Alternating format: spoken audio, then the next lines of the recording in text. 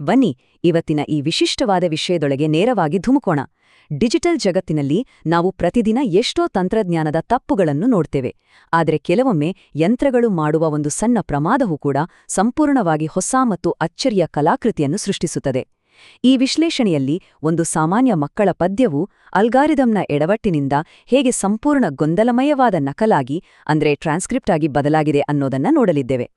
ಇದನ್ನ ಕೇವಲ ತಪ್ಪುಗಳ ಸರಮಾಲೆ ಅಂತ ತಳ್ಳಿಶಾಕುವಂತಿಲ್ಲ. ಇದೊಂದು ಅತ್ಯಂತ ಕುತೂಹಲಕಾರಿ ವಿಷಯಾಧಾರಿತ ಕಲಾಕೃತಿ. ಅಲ್ಗಾರಿದಮ್ ಕನ್ನಡದ ಶಬ್ದಗಳನ್ನು ಆಲಿಸಿ ಹಿಂದಿಯಲ್ಲಿ ಅಕ್ಷರಗಳನ್ನು ಮೂಡಿಸುವಾಗ ಆದ ಈ ಎಡವಟ್ಟು ಆಕಸ್ಮಿಕವಾಗಿ ಎಂತಹ ವಿಶಿಷ್ಟವಾದ ಕಥೆಯನ್ನು ಹೆಣೆದಿದೆ ಅನ್ನೋದನ್ನ ನಾವೀಗ ಬಿಡಿಸಿ ನೋಡೋಣ. ನಿಜಕ್ಕೂ ಬೆರಗುಗೊಳಿಸುವ ಅಂಶವೆಂದರೆ ಈ ಮೂಲಪಠ್ಯದ ಬೃಹತ್ ಮತ್ತು ಕತ್ತರಿಸದ ರೂಪ. ಯಾವುದೇ ಹೊರಗಿನ ಹಿನ್ನೆಲೆಯನ್ನು ಸೇರಿಸದೆ ಕೇವಲ ಈ ಯಂತ್ರಸೃಷ್ಟಿತ ಸಾಲುಗಳನ್ನು ಹಾಗೇ ಗಮನಿಸಿದರೆ ಇದು ಎಷ್ಟೊಂದು ವಿಲಕ್ಷಣ ಮತ್ತು ಅತಿವಾಸ್ತವಿಕ ಅಂದರೆ ರಿಯಲ್ ಅನ್ಸದಷ್ಟು ವಿಚಿತ್ರವಾಗಿದೆ ಅನ್ನೋದು ಅರ್ಥವಾಗುತ್ತದೆ.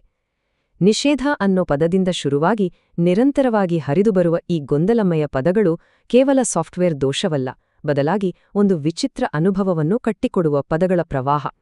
ಇಲ್ಲಿನ ಪ್ರತಿಯೊಂದು ಪದವೂ ಒಂದಕ್ಕೊಂದು ಸಂಬಂಧವೇ ಇಲ್ಲದಿದ್ದರೂ ಒಟ್ಟಾರೆಯಾಗಿ ಸೇರಿ ಒಂದು ವಿಚಿತ್ರವಾದ ಚಿತ್ರಣವನ್ನು ಕಣ್ಣು ಮುಂದೆ ತಂದು ನಿಲ್ಲಿಸುತ್ತವೆ.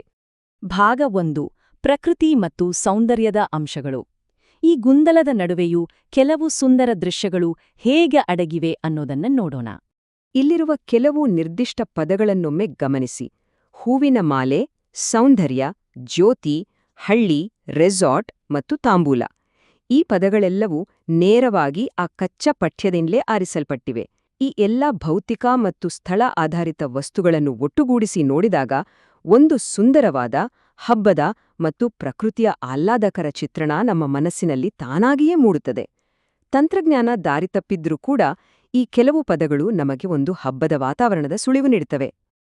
ಇದಕ್ಕೆಲ್ಲ ಕಳಶವಿಟ್ಟಂತೆ ಇಲ್ಲಿ ಹಸನ್ಮುಖಿ ಸ್ತುತಿ ಅಥವಾ ಚಿಯರ್ಫುಲ್ ಪ್ರೇಸ್ ಅನ್ನು ಒಂದು ಅದ್ಭುತವಾದ ಪದಗುಚ್ಛವಿದೆ. ಈ ಎರಡೂ ಪದಗಳು ಪಠ್ಯದ ಮೊದಲ ಭಾಗದಲ್ಲಿರುವ ಸಂತೋಷದಾಯಕ ಮತ್ತು ಉಜ್ವಲವಾದ ಒಳಹರಿವನ್ನ ಬಹಳ ಸ್ಪಷ್ಟವಾಗಿ ಸ್ಥಾಪಿಸುತ್ತವೆ.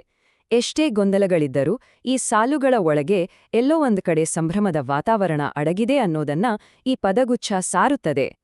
ಆದರೆ ಕಥೆ ಇಲ್ಲಿಗೆ ನಿಲ್ಲುವುದಿಲ್ಲ. ಎರಡನೇ ಭಾಗದಲ್ಲಿ ಈ ಚಿತ್ರಣವು ಹೇಗೆ ದಿಢೀರನೆ ಒಂದು ತೀವ್ರವಾದ ಭಾವನಾತ್ಮಕ ಸಂಘರ್ಷಕ್ಕೆ ಅಂದರೆ ಬೆಳಕು ಮತ್ತು ಕತ್ತಲೆಯ ಮುಖಾಮುಖಿಗೆ ಹೊರಳುತ್ತದೆ ಅಂತ ನೋಡೋಣ. ಈ ಎರಡೂ ಮುಖಗಳನ್ನ ಒಮ್ಮೆ ಹೋಲಿಸಿ ನೋಡಿದ್ರೆ ಎಲ್ಲವೂ ಸ್ಪಷ್ಟವಾಗ್ತದೆ. ಒಂದೆಡೆ ಹಸನ್ಮುಖಿ ಸ್ತುತಿ, ಸೌಂದರ್ಯ, ಜ್ಯೋತಿಯಂತಹ ಬೆಳಕು ಮತ್ತು ಆನಂದವನ್ನು ಸೂಸುವ ಪದಗಳಿವೆ. ಆದ್ರೆ ಮರುಕ್ಷಣವೇ ರಕ್ತ, ಕಣ್ಣೀರು, ಮುರಿದ ಸಂಬಂಧ ಮತ್ತು ನಿಷೇಧದಂತಹ ಕರಾಳ ಮತ್ತು ಗಾಢವಾದ ಪದಗಳು ಅಪ್ಪಳಿಸ್ತವೆ. ಈ ಎರಡೂ ವಿರೋಧಾಭಾಸದ ಪದಗುಚ್ಛಗಳನ್ನ ಅಕ್ಕಪಕ್ಕದಲ್ಲಿಟ್ಟಾಗ ಈ ಛಿದ್ರಗೊಂಡ ನಕಲು ಸೃಷ್ಟಿಸುವ ಎಮೋಷನಲ್ ಕ್ಲಾಶ್ ಅಥವಾ ಭಾವನಾತ್ಮಕ ಸಂಘರ್ಷ ಎಷ್ಟು ತೀವ್ರವಾಗಿದೆ ಅನ್ನೋದು ಕಣ್ಣಿಗೆ ಕಟ್ಟಿದಂತೆ ಕಾಣ್ತದೆ. ಈ ಒಂದು ನಿರ್ದಿಷ್ಟ ಸಾಲಂತೂ ಅಕ್ಷರಶಃ ಬೆಚ್ಚಿಬೀಳುವಂತಿದೆ. ನನ್ನ ಬಾಯಿಂದ ರಕ್ತ ಡುಡುಡುಡುಡು, ಮುರಿದ ಸಂಬಂಧ. ಯಾವುದೇ ಸಂಬಂಧವಿಲ್ಲದ ಪದಗಳು ಆಕಸ್ಮಿಕವಾಗಿ ಒಟ್ಟಿಗೆ ಸೇರಿದಾಗ ಹೇಗೆ ಒಂದು ಅಮೂರ್ತವಾದ, ತೀವ್ರವಾದ ಕಾವ್ಯದ ರೂಪವನ್ನು ಪಡ್ಕೊಳ್ತವೆ ಅನ್ನೋದಕ್ಕೆ ಇದೊಂದು ಅತ್ಯುತ್ತಮ ಉದಾಹರಣೆ. ಈ ಗೊಂದಲಮಯ ಕಥೆಯ ಅತ್ಯಂತ ನಾಟಕೀಯ ಕ್ಷಣಗಳಲ್ಲಿ ಇದು ಒಂದು. ಇಷ್ಟೆಲ್ಲ ಆನಂದ, ದುಃಖ, ಅತಿವಾಸ್ತವಿಕ ಚಿತ್ರಣಗಳು ಮತ್ತು ಪರಸ್ಪರ ವಿರುದ್ಧವಾದ ಭಾವನೆಗಳ ಸುಳಿಯಲ್ಲಿ ಇದೆಲ್ಲವನ್ನೂ ಹಿಡಿದಿಟ್ಟುಕೊಳ್ಳುವ ಆ ಕೇಂದ್ರ ಶಕ್ತಿ ಅಥವಾ ಆಧಾರಸ್ತಂಭವಾದ್ರೂ ಯಾವುದು? ಈ ಪ್ರಶ್ನೆ ಸಹಜವಾಗಿ ಮೂಡುತ್ತದೆ ಅಲ್ವಾ? ಈ ಗೊಂದಲದ ನಡುವೆಯೂ ಕಥೆಗೆ ಒಂದು ಆಧಾರವಿದೆ, ಅದೇನು ಅನ್ನೋದನ್ನ ನಾವೀಗ ಹುಡುಕಬೇಕಿದೆ. ಈ ಪ್ರಶ್ನೆಗೆ ಉತ್ತರವೇ ನಮ್ಮ ಮೂರನೇ ಭಾಗ, ಸದಾ ಇರುವ ಮಾತೃಸ್ವರೂಪ. ಈ ಪುನರಾವರ್ತನೆಯ ಹಿಂದಿನ ರಹಸ್ಯವನ್ನೀಗ ಬಿಡಿಸೋಣ. 17. ಹೌದು, ಈ ಪುಟ್ಟ ಪಠ್ಯದ ಉದ್ದಕ್ಕೂ ಮಾ ಅಂದ್ರೆ ತಾಯಿ ಎಂಬ ಪದವು ಬರೋಬ್ಬರಿ 17 ಬಾರಿ ಕಾಣಿಸ್ಕೊಳ್ತದೆ. ಇದು ಖಂಡಿತ ಸಾಮಾನ್ಯ ವಿಷಯವಲ್ಲ. ಈ ಸಂಖ್ಯೆ ಇಡೀ ಪಠ್ಯದಲ್ಲಿಯೇ ತಾಯಿಯ ಸ್ವರೂಪವು ಎಷ್ಟು ಪ್ರಬಲವಾಗಿದೆ ಮತ್ತು ಎಷ್ಟು ಅಗಾಧವಾಗಿ ಆವರಿಸಿಕೊಂಡಿದೆ ಅನ್ನೋದನ್ನ ಎತ್ತಿ ತೋರಿಸ್ತದೆ. ಈ ದತ್ತಾಂಶವನ್ನು ಒಮ್ಮೆ ವಿಶ್ಲೇಷಿಸಿದ್ರೆ ಸಾಕು, ಇತರ ಪದಗಳಿಗಿಂತ ತಾಯಿ ಎಂಬ ಪದದ ಪ್ರಾಬಲ್ಯ ಎಷ್ಟು ವಿಪರೀತವಾಗಿದೆ ಅಂತ ಅರ್ಥ ಆಗುತ್ತದೆ. ಡು ಅನ್ನೋ ಶಬ್ದ 5 ಬಾರಿ ಬಂದ್ರೆ ತಾಯಿ 17 ಬಾರಿ ಬಂದಿದೆ. ನಾವು ಈ ಗೊಂದಲಮಯ ಪಠ್ಯವನ್ನು ಒಂದು ನಿಖರವಾದ ಹಾರ್ಡ್ ಡೇಟಾ ಆಗಿ ನೋಡಿದ್ರೆ ತಾಯಿಯ ಸ್ವರೂಪವು ಈ ಸಂಪೂರ್ಣ ನಕಲನ್ನು ತನ್ನ ನಿಯಂತ್ರಣದಲ್ಲಿಟ್ಕೊಂಡಿದೆ ಅನ್ನೋದು ನಿರ್ವಿವಾದ. ಮತ್ತು ಇನ್ನೊಂದು ಆಶ್ಚರ್ಯ ವಿಷಯವೆಂದರೆ ಯಾವುದೇ ಅಡೆತಡೆಯಿಲ್ಲದೆ ಸತತ 9 ಬಾರಿ ಬರುವ ಈ ಮ ಮ ಮ ಜಪ. ಇದು ಕೇವಲ ಪದಗಳ ಪುನರಾವರ್ತನೆ ಮಾತ್ರವಲ್ಲ, ಬದಲಾಗಿ ಇದೊಂದು ರೀತಿ ಉಸಿರು ಬಿಗಿ ಹಿಡಿದು ಕೇಳುವಂತಹ ಲಯಬದ್ಧವಾದ ಏರಿಕೆ. ಪಠ್ಯದ ಅಂತ್ಯದ ಕಡೆಗೆ ಸಾಗಿದಂತೆ ಈ ಪುನರಾವರ್ತನೆಯು ತನ್ನ ತೀವ್ರತೆಯನ್ನು ಹೆಚ್ಚಿಸುತ್ತಾ ಮನಸ್ಸಿನಲ್ಲಿ ಒಂದು ಬಲವಾದ ಪ್ರಭಾವವನ್ನು ಬೀರುತ್ತದೆ. ಈ ಮಾತೃಸ್ವರೂಪವನ್ನು ಹೇಗೆ ವರ್ಣಿಸಲಾಗಿದೆ ಅನ್ನೋದನ್ನ ಒಮ್ಮೆ ಗಮನಿಸಿ. ತಾಯಿಯ ಸ್ತುತಿ, ಜ್ಯೋತಿತಾಯಿ, ಅವತಾರ ಓ ತಾಯಿ, ಈ ರೀತಿಯ ವರ್ಣನೆಗಳು ನಾವು ಈ ಮೊದಲು ನೋಡಿದ ಬೆಳಕು ಮತ್ತು ಸೌಂದರ್ಯದ ಜೊತೆ ನೇರವಾಗಿ ಸಂಪರ್ಕ ಕಲ್ಪಿಸುತ್ತವೆ. ಅಂದರೆ ಎಷ್ಟೇ ಕತ್ತಲೆ ಮತ್ತು ಗೊಂದಲಗಳಿದ್ದರೂ ತಾಯಿಯ ಈ ಚಿತ್ರಣವು ಬೆಳಕು ಮತ್ತು ಭರವಸೆಯ ದೈವಿಕ ಸಂಕೇತವಾಗಿ ಇಲ್ಲಿ ನಿಲ್ಲುತ್ತದೆ. ಬನ್ನಿ ಈಗ ಕೊನೆಯ ಭಾಗಕ್ಕೆ ಹೋಗೋಣ. ಅಂತಿಮ ವ್ಯಾಖ್ಯಾನಗಳು ಮತ್ತು ಈ ಛಿದ್ರಗೊಂಡ ಪದಗಳು ನಮಗೆ ನೀಡುವ ಪ್ರಮುಖ ಅಂಶಗಳೇನು ಅಂತ ನೋಡೋಣ. ಈ ಇಡೀ ವಿಶ್ಲೇಷಣೆಯಲ್ಲಿ ನಮ್ಮ ಪಯಣ ತುಂಬಾನೇ ಸ್ಪಷ್ಟವಾಗಿತ್ತು. ಮೊದಲನೆಯದಾಗಿ ನಾವು ಸಂಪರ್ಕವಿಲ್ಲದ ಪದಗಳನ್ನು ಗುರುತಿಸಿದೆವು.